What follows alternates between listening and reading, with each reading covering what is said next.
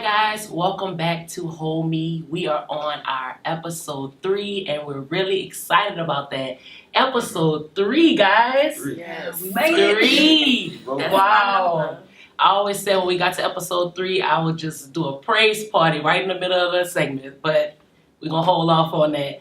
I am Errineisha Taylor. I am the host of the show Hold Me, and I have my lovely co-host here with me.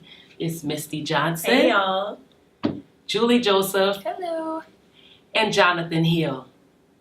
And we're so excited to be here today, guys. And we have amazing feedback from our episode Relationships Part 1 that we just had to do a Relationships Part 2 because we know there's so many different relationships that are going on right now as we speak. Mm-hmm. So there's people who have been hitting me up, asking me questions. They really want to know. So I'm thinking about doing like a live segment one day for everybody, just to let them get online and say how they feel and ask some questions to us while we're going on in our segment. How y'all feel about that? I think that's cool. Okay. Let them in more. That'd be awesome. Okay. I'm really interested in that. I did appreciate the amazing feedback. People are loving Hold Me, guys, and I am really excited about that. I noticed at the end, we didn't really get to elaborate on the domestic violence and abuse, not just physical abuse, but also verbal abuse that comes in the form of relationship, not just man and woman relationship, but also in friendships. Any type of verbal abuse, we noticed that we didn't touch on that at all. So I did want to go back into that level of abuse and also the domestic violence portion of it, being in a harmful relationship and some people being in that relationship and being stuck and not being able to get away from it. Because we mentioned last time about not only do you not have a voice when you've been dependent on a person for so long, but you also use that person as a safety, and it is hard to get away from. So Comfortable. You get really comfortable with it. And I know a few people who are in a relationship that can't get away from the domestic violence portion of it. And we can easily tell people, look, you got to get up and go. If this person is abusing you, you have to leave. But people don't understand that it's much deeper than that. Most of the time, it's a mental state that you're in that allows you to stay stuck because this person have told you things that you wanted to hear or just made you feel beautiful when you didn't. Just word. I call it. Wait, what did you say? I'm sorry. Manipulation. That's a good one. I was about to say I call it like word bondage. Word bondage. When somebody is just telling you things that you want to hear to make you feel comfortable because you've never been told those things before, so they are allowed to have that type of control over you. And we did touch on that last time we spoke here at Hold Me. So we do have some questions that I want to be answered here, but I'm not going to start off with me. My friends here have been excited, been burning with flame about the questions that we have. So we're going to start over here on the end with Miss Julie. Throw you out there like that. Right. So I was just thinking about the mental state of the abuser and how mental illness, mental instability can affect a relationship, and why, or you know what, not even why, but how do you handle it? So we know that if somebody is abusing somebody, there's something deeper going on there. It's not just them like, oh, I feel like it type of thing. There's a lot of layers to it that need to be broken down. And so I know part of that could come from depression. It could come from their own abuse as a child or in other relationships, and then that carrying over. So how do you deal with mental illness within your relationships? So when I thought about that and kind of thought about, just like you said, the mental place that the person may be in, I really thought about a preventative method. And I say preventative method, meaning like when you first get in a relationship. So, or even in the course of your relationship, I think that it's important to see where you are, and have conversations where you can say, listen, we may be in this season. I may be going through what I'm going through, but this is how I feel. And have that open line of communication to be open, because a lot of times people harbor in these feelings and they're not talking about it. They are suppressing it with other things and acting like it's not there. And then when something happens, it just spews everywhere. So I think that it's important to speak and to talk to one another and to be comfortable to do that. Just because you don't know what a person is thinking, what they're battling with. And even in relationships, I think sometimes we can be blinded by just the norm, or we can just go along with what we've been, like we go on dates or, we chilling or whatever, but we're not actually speaking to each other, if that makes sense. I really thank God I'm single right now, but Wow. seriously. But yeah, to recap on that, that's just like you said, communication is key. Communication plays a big part. And society now, we have it as we can't talk, especially as men. We can't even come to our women, or whether it's friendship or relationship or spouse, however the case may be. We feel like we can't come to them, because most women, let's be honest, most women try to put men down. That's just keeping it all the way real. Mm-hmm. So we look at it as, I'm just going to keep this inside of me. And then some slight little argument, women will say, get on our nerves, tick the bomb, and then boom, just like you just said, it just busts. The main thing is just finding communication, not letting nothing stop you. Praying about it is the main thing. Mm-hmm. And having a sight of mind to what, man, I gotta run with what I know. If I feel like this, just like you said, if I feel this, I need to say this. Because if I don't say this, I'm gonna be like, oh man, I should have said this. I wouldn't be in this predicament that I'm in right now. So I feel like that's the main key of that communication. Main thing. So I know in a previous relationship of mine, the guy I was with was dealing with a lot of emotional battles. He had been through all types of stuff in his lifetime. And so knowing him, you would never know, because he's such a happy-go-lucky kind of person. When we got together, he was, the happy-go-lucky never really changed. But when you get into those intimate spaces, you can see the demons in those things eating away at him. Yeah. And so the first time it really arose to me was we were sleeping, and then he just had like a really bad night terror. And so I'm like sitting there, I'm holding him or whatever, and then he wakes up. So the whole time I'm thinking he's awake, but he's just like having like a fit or something like that. And so he finally wakes up and he's like, why are you holding me? What's going on? And I'm like, dude, are you serious? Like, you literally just had night terror. Like, somebody was really trying to chase you and kill you. Like, what's going on? And, then that was the first time really and truly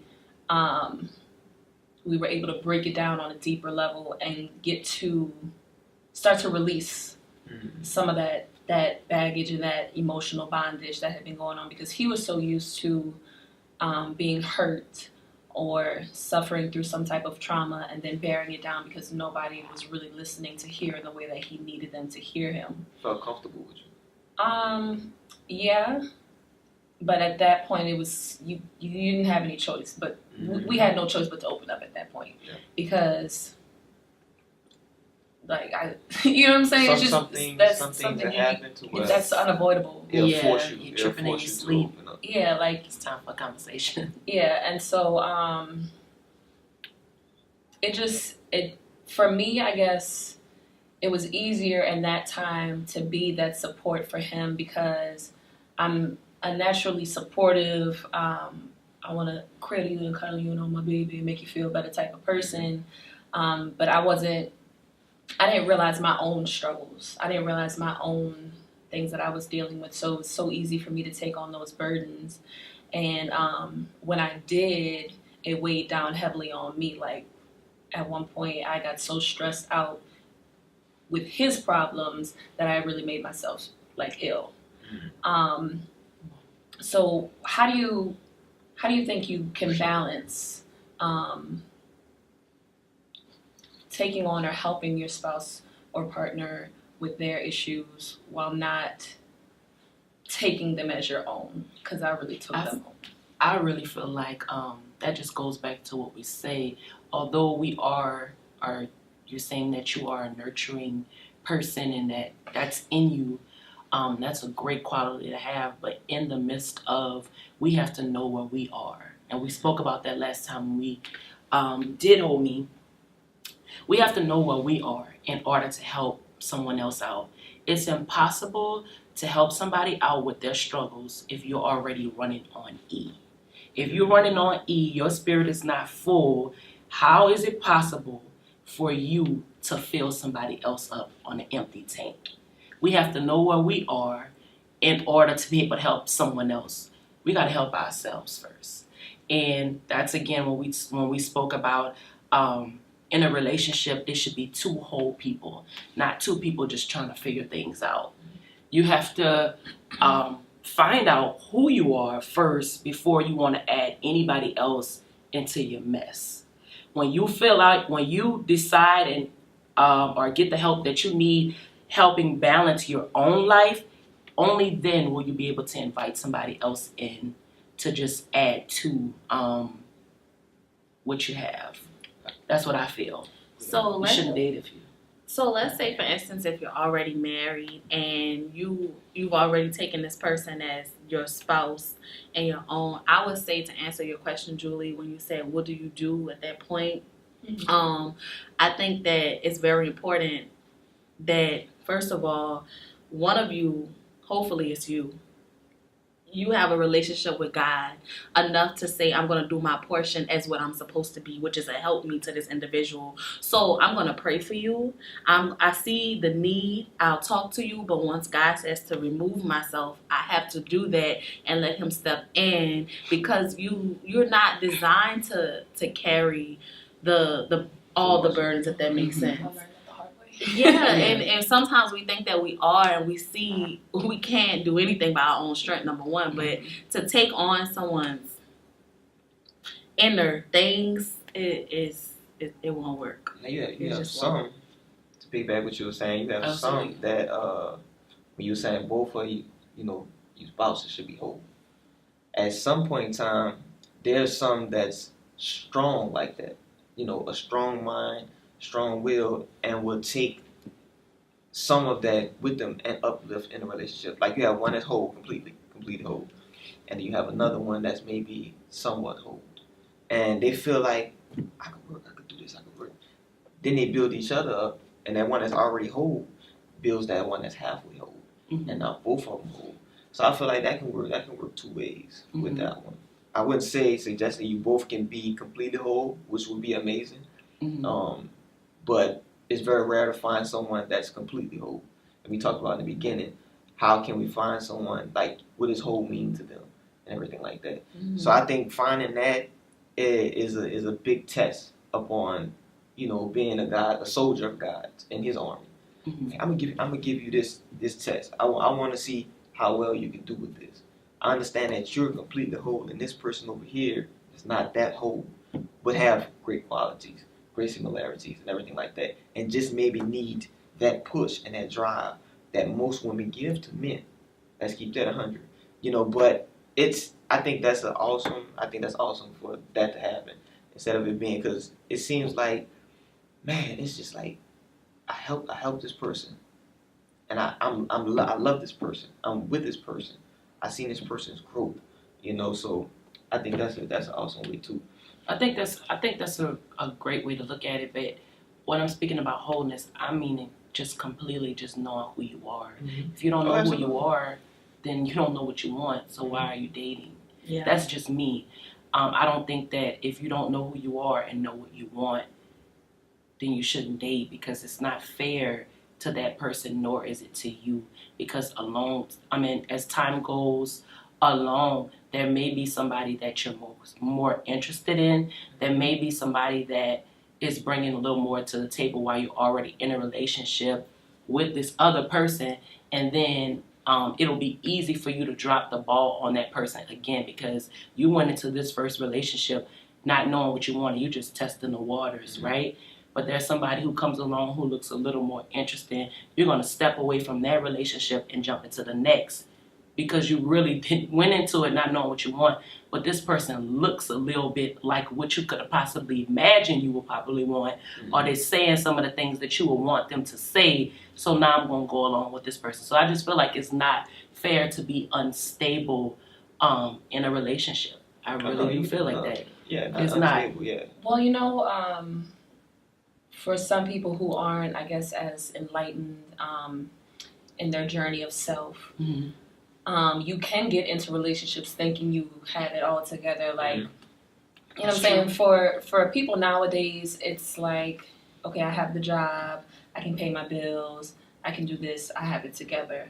But we don't think about the emotional side of things. Like, you can be book smart. Like, you can be book smart, but you're not street smart type of thing. Right. You can be intelligent with books or whatever, but you're not emotionally intelligent. You know what I'm saying? Yeah. So Absolutely. I think for some people, I know I went through that as well, thinking like, oh, like, you know, I have it together, but I'm still like emotionally struggling in some areas. So how do you think people can recognize the difference? Like, how can you recognize it before you have to learn the hard way? Because I had to learn the hard way. For me, I can just speak on that. The reason why I was speaking so strong about knowing what you want and knowing who you are is simply because I've been through that. I know how it feels to be in a relationship, going along to get along, and realizing in the relationship, after being engaged and different things like that, after realizing I wasn't ready to be at home or spend that extra QT with this person, or not be around my friends as much, or to not want to go home and prepare these meals and different things like that. So I think that finding out when you're in the midst of is possibly the worst. And I really did have to go through that situation, and only then that I found that it's good to simply be by yourself, collect you, and then the rest shall come after that. You have to collect you. Is very, very important. So that's how I'll answer that question, only because of my own experience. Me finding out in the midst of and noticing how unfair it was to really, truly put this person on the back burner, because I really had no idea of what I wanted in the midst of. So that's me. Let's say this question then. When you saying you let's say you found yourself, you know, you go and everything like that, and you're not looking like service, because that's the main thing. You say if you truly want to find somebody, stop looking, and it'll be sent to you. You know, let's say you stop looking, you really want to find somebody, you're chilling, you have everything going for yourself, just like you said, car and everything, you're emotionally stable, you spiritually stable and everything like that. And you still don't find nobody. You get I'm tired of being alone now. I don't want to go to the show by myself. You know, I'm done with going by myself. You just have to, at that point, that's just you and your own impatience. Because who knows when it's gonna come to you. Yeah. You have somewhere it gets like that, to where they feel like everything is going right. They feel like they're ready. So, what you think? No, I totally agree with what Johnathan is saying. Because I do know people who feel that way, and I know people that I perceive to be whole and be in a place that I aspire to be in, right? And I know that their desire is to have a significant other, and they don't have it yet. But what I would say about that is I believe that there's a timing for everything. And then also when you're in that place, I feel like not what are you doing to make yourself known, to be available, or I guess what can I say? Are you mingling? Are you like going out to social events, and are you approachable? Because sometimes I feel like even in our wholeness, we can be so strong, you know, we can be and a guy may be intimidated. So Very much so, 'cause I would kind of tone it down a little bit and let him know that there's a place for him, because he might say, where do I fit in? You feel what I'm saying? You got it all, like you ready. That's true, because most women don't look very intimidating. But honestly though, the person who is going to be that guy for you, you can be strong and he gonna be strong just like that. He's not going to be afraid. Yes. No, for real though. He's not going to be afraid to approach you in your strength, because he's like, dang, I find that strength attractive. I find that I want to be a part of that. I want that to be a part of me. So it's not going to be any type of, oh shoot, I'm nervous. That's not the one. If you're nervous, that's not it. I mean, but it's good to be intimidated. Intimidate me. I think that's a really good thing. Intimidate me. Make me feel like I gotta not really work, because as a woman you really don't want to work. But it's like, give me something to look forward to. Give me something to excite me. Make me feel like I have to step my game up kind of to be with you type of situation. I think that's cool. That's intimidate me. I like that. It's a constant that push that you doing better, I want to do better, or I see you doing better than me now I want to do better. It's that constant driving force behind one another when you see that strength in a person. But to be completely intimidated by somebody to where you don't even want to speak to them, that's not the one for you. The person who you see is strong, you're going to be like, dang, that's really strong. I might be a little intimidated by them, but you know what? I'm going to push past and I'm going to see what they have to offer, because that might be the one. You got to boss your life up. Yeah. Yeah, boss. And boss your life up. That's true. Help me get my mindset to level all the way up. Just because when I step to you or when I'm near you, I got to be a certain way. I got to be like, you know what I'm saying? Like, I have to be leveled up. I gotta look the part, be the part. Yeah, like there's a certain standard that I don't want nobody who can make me feel like that. Right. There's a certain standard that you carry once you get to that space. So you can't just have anybody step into you just any kind of way, because a person that step into you just any kind of way will probably treat you just any kind of way. Exactly. So you gotta come correct to be correct. And I know we've been talking a lot about, relationships, man, woman.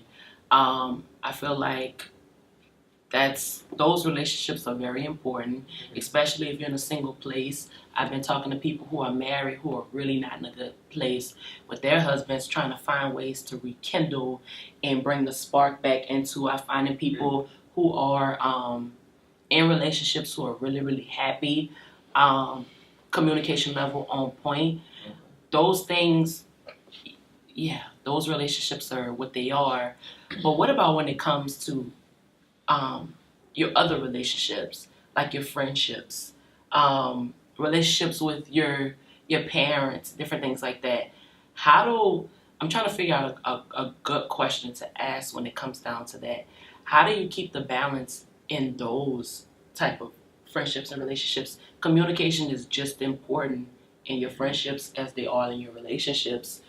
You should never feel as though you can't go to your friend and tell them how you feel, especially if you're feeling a certain way towards them. Same thing when it goes for your mom, your dad, whoever.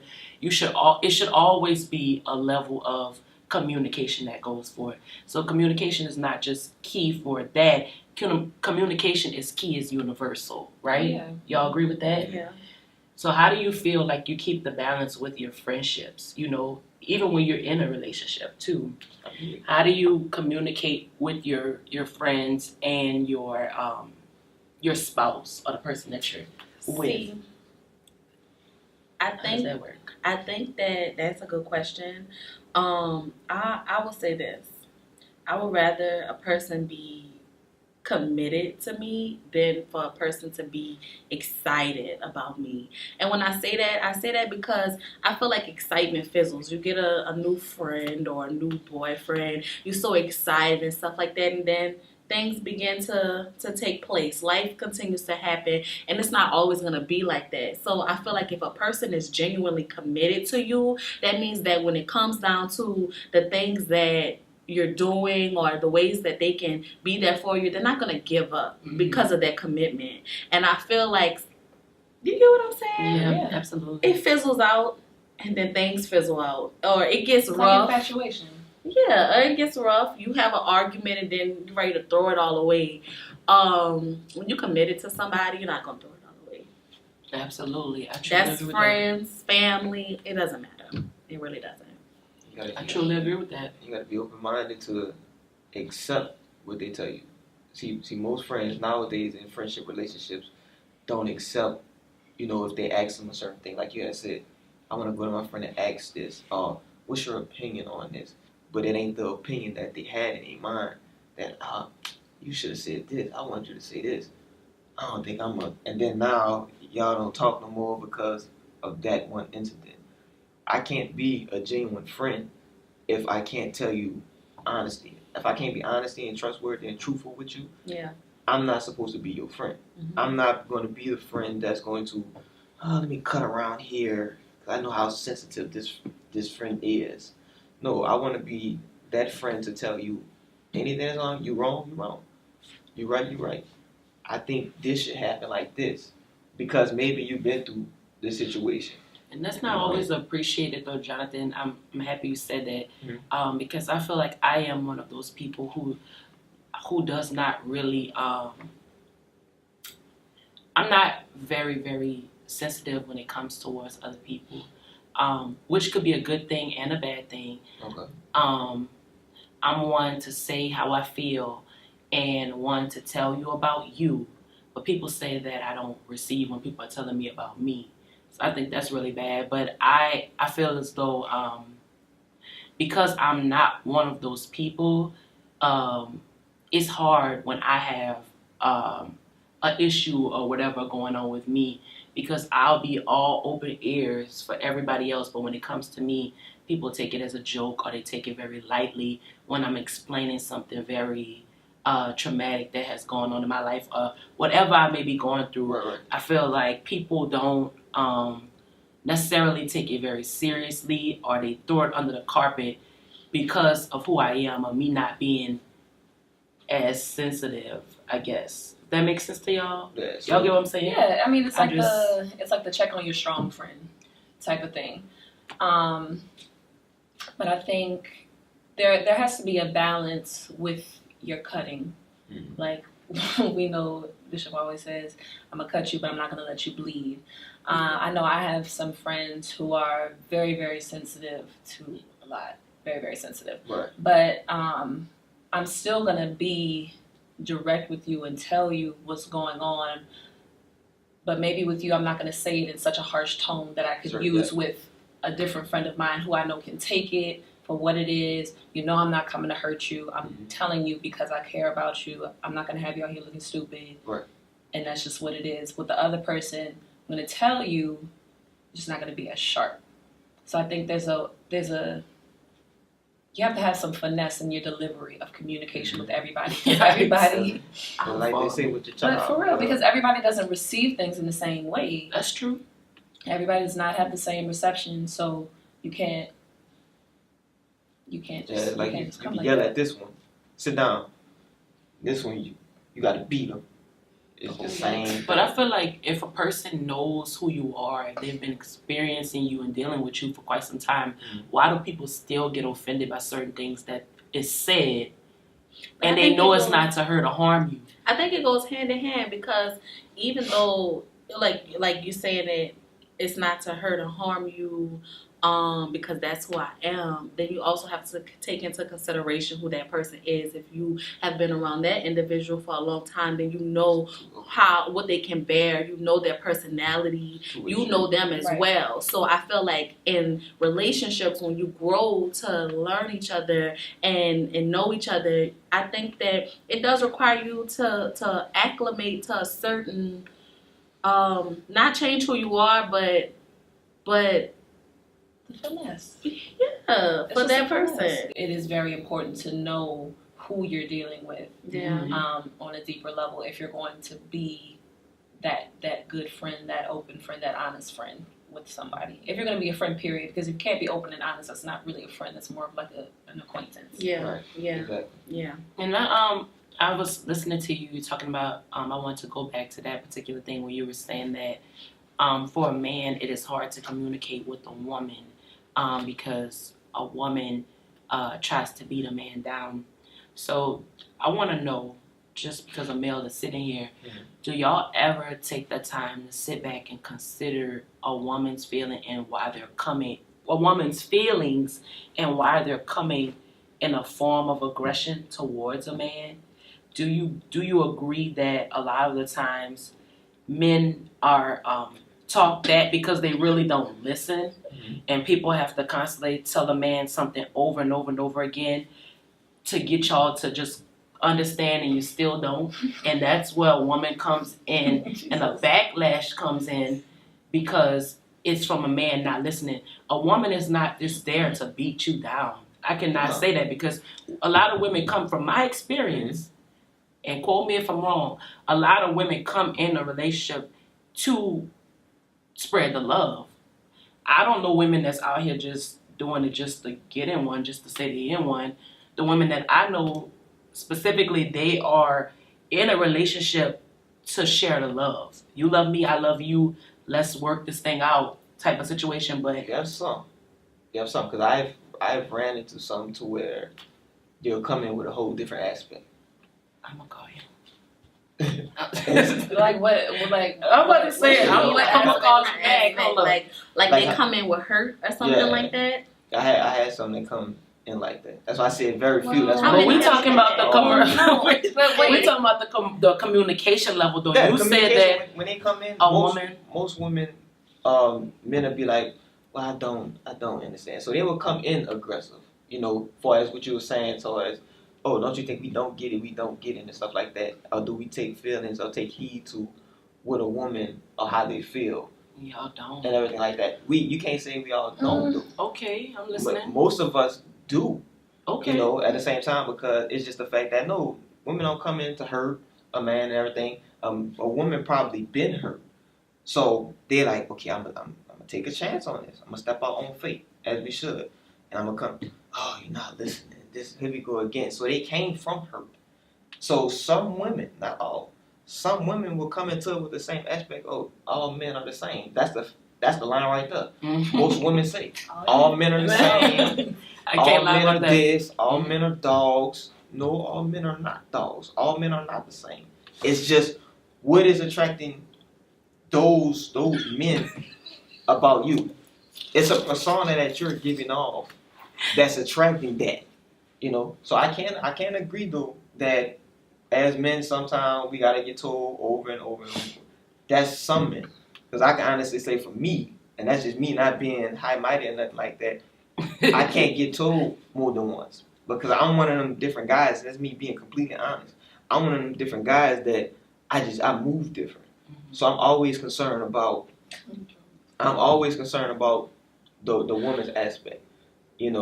I might be more concerned about the women aspect sometimes than my own. Oh, wow. And that's me just being completely honest, because I've been told to, but like, wow, why are you single? Why you like a fairy tale?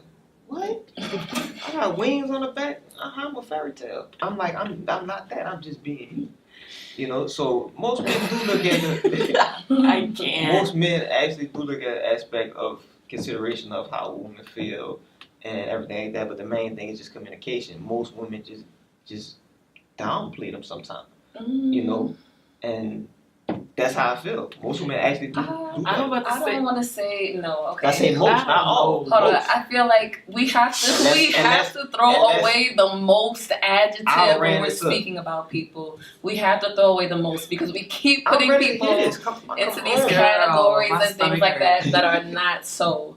So first of all, I don't think most men are dogs. I feel like there are some men who go through their dog phase and turn their life around, and some men who that's just what they are. And some men would never like that to begin with, and they don't have it within them. And the same goes with women. Exactly. You don't. But I have noticed that with males, they don't always have the same capacity to understand or to act appropriately on their woman's emotions. So I can say I feel a certain type of way. So you're acting in the capacity that you think is proper, but it's not to what they need. You get what I'm saying? Yeah, so that's where some of the tension and the frustration may come in, because I'm like, I need more from you, and you're saying this is all I have to give you, and we're having this, we're just bumping heads because we can't figure out how to understand. We need to meet in the middle and pull each other up from the places we are. You get what I'm saying? Capacity is very important. I'm not gonna lie about that, because I notice a lot of people don't realize that we do put too much on people who don't even have the capacity to take what you're offering. Right. So that's right. Capacity is definitely a big thing. You got to know what people are able to take on that load. And that goes with friendships as well. I know, even I've had a situation where a friend was like, I felt like you weren't having my back, and I was like, I didn't even realize that I was doing that. I didn't know that I wasn't giving you what you needed. So tell me what I need to do to fix it and move forward, because I'm not trying to be a bad friend to you or anyone. Mm-hmm. So let's talk about it. Let's figure out what needs to go forth to mend and to help us both be better. Right. That's really crazy. But guys, we have had an amazing time sitting here talking about relationships. Again, it runs deep. We can go on and on. But sorry, we have to end it right here. This has been Whole Me episode 3. We're excited about this episode, and we'll see you again next week. Bye.